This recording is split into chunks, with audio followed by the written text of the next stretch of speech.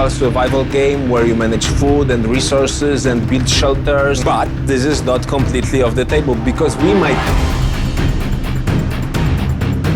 Talking about the tag mode for a little bit. Yep, tag mode came from a mod I saw.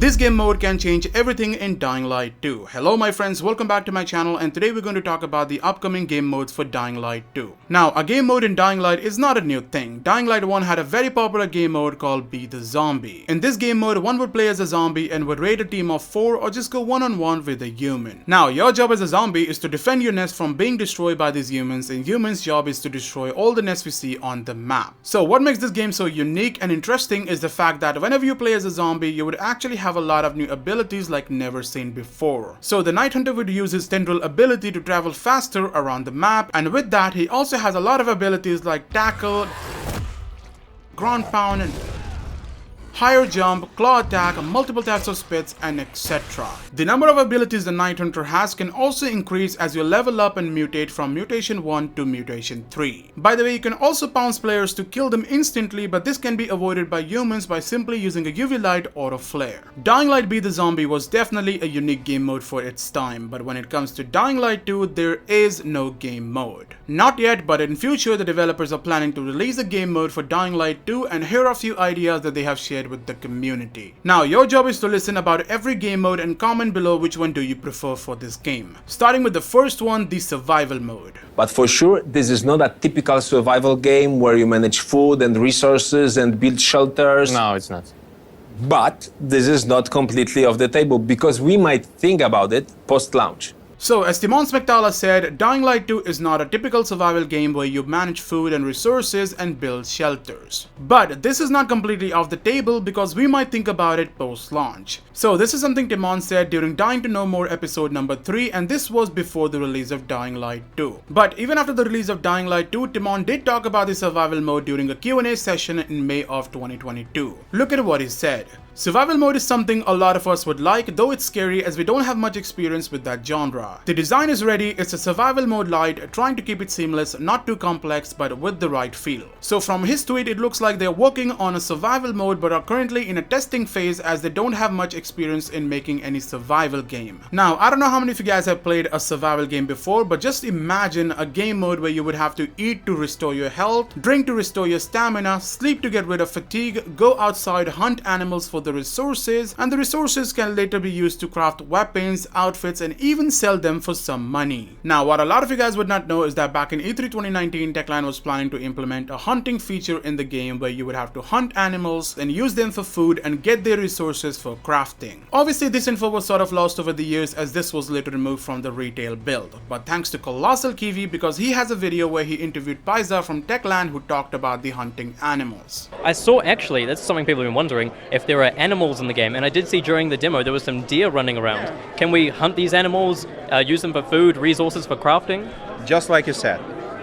Okay, awesome. We can hunt animals, people. By the way, the game also had a feature that allowed you to barricade your surrounding to prevent zombies from entering the buildings. But that feature, my friends, was also removed from the game, and that most likely could be a part of that survival mode. And just like any other survival mode, you could build your own base using the resources you find around you. Just like Fallout 76, where you would explore the world, loot resources, and then finally find a good place and build a beautiful house. That house can be your safe place, so you would have to install UV lights, traps, place guards, and add fences. This would be done just to be safe during the night time, because every alternate day you would need to defend your house from the raiders who would be renegades or zombies. Oh yeah, it could basically be a horde mode. And after that we can have a leaderboard to show who survived the most night, and being on top of the weekly leaderboard would reward you with the legendary items that cannot be found around the world. But my friends, it's not limited to that. Since it's a survival game, you would need to explore the world and it won't be your typical Villador map. The survival mode will have a different map with new locations, and new mysteries, and new zombies, and new puzzles, and new secrets to unlock. In fact, a survival mode could also bring in a PvP and a PvE mode to the table. So I'm gonna again take the example of Fallout 76, which has two types of servers. One server specifically made for PvE players where the players are not allowed to kill each other, but in the other one, which is the PvP server, you can raid other bases, loot their stuff, and even try to take their base. Now later obviously you will need to fight back to get back your items and lost home. This sounds like a proper player versus player experience where even the parkour can be implemented. Now just imagine going outside, looting a place, and suddenly you see another player approaching you. You can now hunt him down or try to get his loot. But obviously that person won't let you get the loot so easily, so he will definitely run. So now you both are gonna do parkour over the abandoned buildings or houses, and just imagine the chase scene. It will be really good. Honestly, having a survival mode in a zombie game is a dream come true for every zombie game lover. And knowing that Techland has this in plans, I would really love for them to release a survival mode for Dying Light 2. I mean, I really want to build my own base, fight the hosts during night, craft my own weapons from the scratch, hunt animals, fight or chase other players for the loot, and finally explore the map solo or with a friend. So that, my friends, was the first game mode that Techland has been planning for this game. And the next game mode is something that was requested by my friend Novix, and it's crazy how popular this idea got because even Timon Smectala talked about it during a stream. It's basically called the tag game mode, and listen to what Timon said about this. Actually, the idea of tag mode came from a mod I saw once, and I'm not even sure if it was Novix who actually recorded some movies with it, some YouTube I mean, movies. I wouldn't be surprised. Yeah, because I know he's very much into parkour, and I was kind of thinking about it, and then I went online and I said, okay, let's see if it already exists, and it happened that it actually existed already, and I believe it was Novix video.